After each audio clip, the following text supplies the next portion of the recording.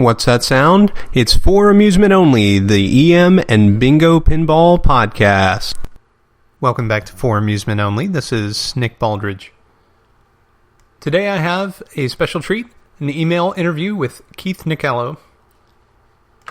Keith has been fixing bingo pinball machines for quite some time and documenting interesting oddities in the games that he finds.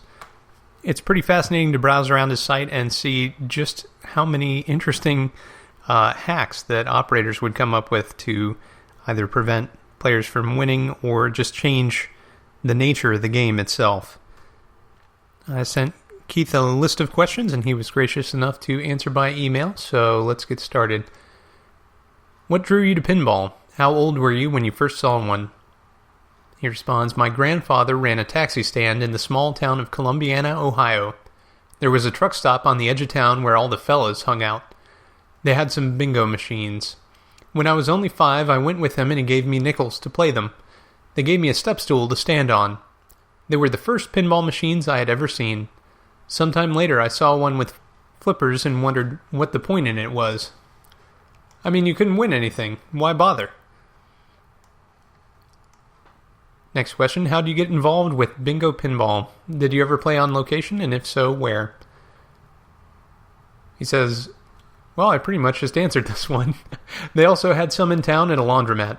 They're what most people would call the Ohio dime games. Seems like most people don't like them, but they were a lot of fun. When did you start collecting and repairing machines? When I was in 6th grade, my dad bought me a flipper pin titled Old Chicago for Christmas, probably 78 or 79. Having my own pinball machine seriously increased my popularity. Everybody wanted to come play. After a couple months, it broke. Dad called the guy and he came and fixed it. Maybe a month later, it broke again. Dad pretty much said we can't afford to constantly call the repair guy in to fix this. If I can play it like it is, and play it, but if not, we'll have to shut it down for a while. Well, you couldn't play it like that, and I really wanted to play it, so I thought I'd try to fix it. When the repairmen were there, they kind of showed me how the schematic worked. I actually do remember him saying, you just read it like a road map. You're over here and want to get to one of the relays over here. Anyway, I fixed it myself. Did you teach yourself how to restore and repair machines? Like I said, we had the one and I pickled around with it. I always wanted my own bingo machine. In 2008, I had a stroke of genius and thought, maybe I'll Google search for it. I found Phil's website and read his How They Work section. I got Alan's video. I bought a couple machines and pickled around with them. I got them working and got a couple more. A few months later, I had a full-blown case of bingo fever. It's been a fun hobby, obsession, ever since. How'd you meet Jeffrey Lawton? I met Jeff through a friend of his, Willie Loper, I think. Willie needed some parts or something. Apparently, he liked the transaction and said something to Jeff about it. A couple months later, Jeff called, and he said he had a $20,000 car parked in his driveway in a garage full of parts machines. He said I could have them if I wanted them. He just wanted to free up the room. I went and got him and put him in my shop out back. Somewhat ironically, I have way too many parts machines right now. I'm probably going to give away a bunch of them myself. Parts machines are great to have, but there's nobody that needs that many of them. What's your favorite type of bingo to work on? I guess I kind of like the older ones from the 50s. Cypress Gardens, Gaiety, Surf Club. Easy to work on. Not overly complicated. Once you got them lined out and running, they tend to stay that way, sometimes for years. What's your least favorite? Some of the Mystic Line games are a little overdone. Look at the schematic for London at about J31 and you see 3 lights. X3, A, B, and C. Look at all the stuff that circuit passes through. I count 8 switches and 6 Jones plugs for a single 7-volt circuit. It ends up not being very reliable. Everything has to be super clean or those lights won't light. What's your favorite type or title of bingo to play? Probably Lido, Bikini, or maybe Miss America. I tend to win on Miss America machines. Surf Club is great too, and Gaiety is a lot of fun with the moving ball. Actually, I really like the old 6-card machines too. They bring back a lot of memories, are easy to play, and usually when you win big. What's your least favorite? I don't care much for the ring games, even though I currently have them both. Galaxy isn't much fun either. The layout on the bingo card makes it hard to win. It's rare on Galaxy to need several numbers for a win. You just never find yourself saying something like, I need a 2, 4, 12, or 22 for a win. Miss Universe is even worse. Only 18 holes and 3 balls, no extra balls. Miss Universe is all about feeding in the money. Once you're done coining it up, you just shoot your 3 balls and start feeding it again. Surprisingly, I didn't care much for bounty either. The extra and super OK features don't light often enough to even really matter, and the whole skill shot special game is nowhere near as much fun as I thought it would be. When playing a machine, what's your approach? For a game with advancing odds, do you try to get the odds high, or do you just play for features? Actually, when I played these on location for money, I just fed it 1 nickel and then played it. The first nickel pays out the best odds. The way I figured it, after that you're just paying to lower your odds of winning. When they're in my basement, I like to light up the features. I usually make the games easy to light them too. Reset and disconnect the reflex, close switches on mixer number 4 relay, and move the adjustment plugs to their loosest position. I get bored with pumping in coins at home. For the most part, I just like to use the different features. I do have a silver sail set up as it was in the bars, but rarely play it. Also, since there's no real money involved, I don't care about the odds. How do you feel about the Ohio dime games, as Jeffrey Lawton calls them? I've noticed on your site that you've repaired many lot of funds. Yes, I've come and gone through about 20 of the lot of fun machines, close to that many Dixielands. One of the reasons is because they're so available to go buy. There's simply a bunch of them for sale around here. I think these machines were generally well tolerated by local officials. You really couldn't lose $50 playing a lot of fun. When I was a kid, there was a shoot-a-line in a local laundromat and a lot of fun in a bowling alley. They would let kids play them. We used to go around and collect up those old returnable 16-ounce pop bottles and turn them in to get the dime back. We knew all the places that people would hang out and leave them laying around. Then we'd take the dimes and feed them right into the shoot-a-line. It was great fun. We had names for the different holes. We always called the center light Paul Lindy, and had all these strategies for ultimate victory. It was great fun and a good way to pass a couple hours. In the end, they did away with them all. They let the video games stay, though. Just as addicting, but with no chance to win anything. They took a quarter to play versus a dime and generally had no strategy and only lasted for a couple minutes. You've worked on United games. How do you feel about the differences in mechanics or electrical layout versus Bally games? Well, in my opinion, the older United games were considerably better built than a Bally. The steppers had metal gears, the relays all had really long sweeps. The motors only turned when powered. Jeffrey Lawton said they were built more like the old bowlers. I wouldn't know those, I've never had an old bowler. I do know I loved the mechanics on Circus in Hawaii, but somewhere in there they started making them pretty much exactly like a Bally. Somebody told me the last United Bingo was built by Bally.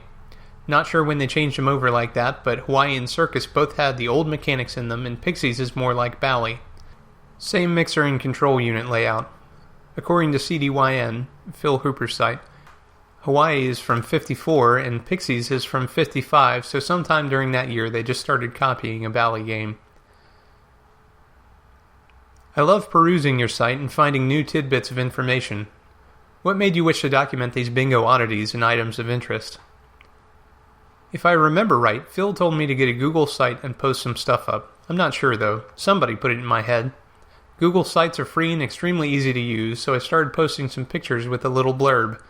Kinda gotten away from it because they only give you 100 megabytes. I'm out of space. I've got more stuff I want to put up, and I may end up getting my own URL through a web hosting service. Have you found any other machines other than Dixieland manufactured and stamped by IGT?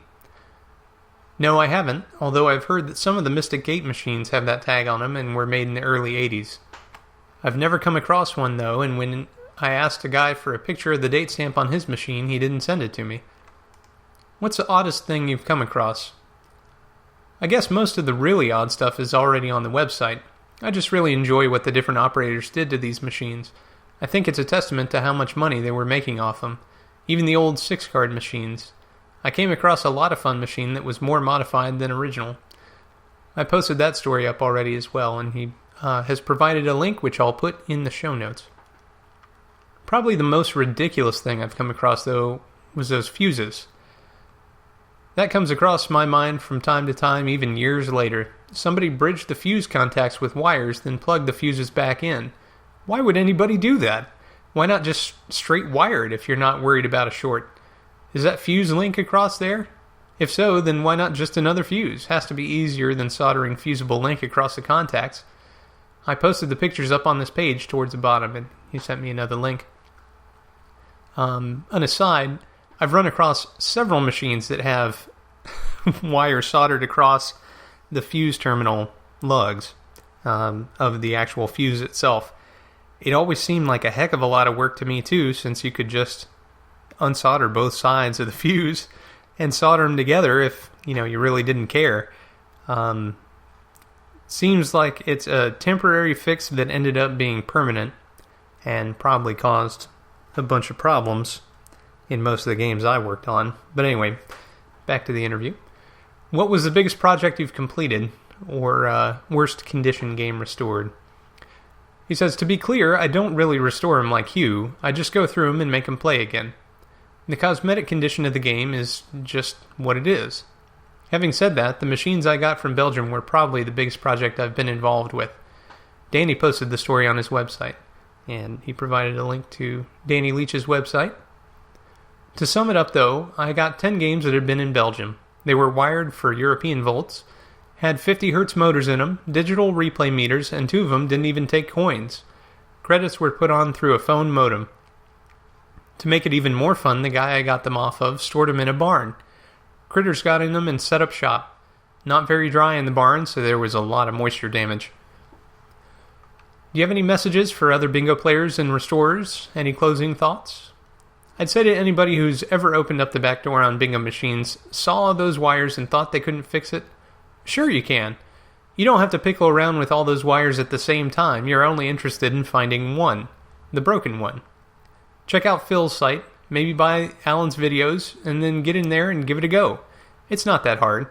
I'm far from a genius and I can do it. So can you. I want to thank my guest, Keith Nickalo, for coming on the show. Keith is incredibly nice. I've been talking with him off and on for several months and chatting with him about a couple of weird machines here and there, and I've really enjoyed our talks. Well, that's all for tonight. Thank you very much for joining me. My name again is Nick Baldridge. You can reach me at foramusementonlypodcast@gmail.com, or you can call me on the Bingos line at 724-BINGOS1. 724-246-4671. You can listen to us on iTunes, Stitcher, Pocket Casts, via RSS, on Facebook, on Twitter at Bingo Podcast. You can follow me on Instagram, also at Bingo Podcast, or you can listen to us on our website, which is foramusementonly.libsyn.com. Thank you very much for listening, and I'll talk to you next time.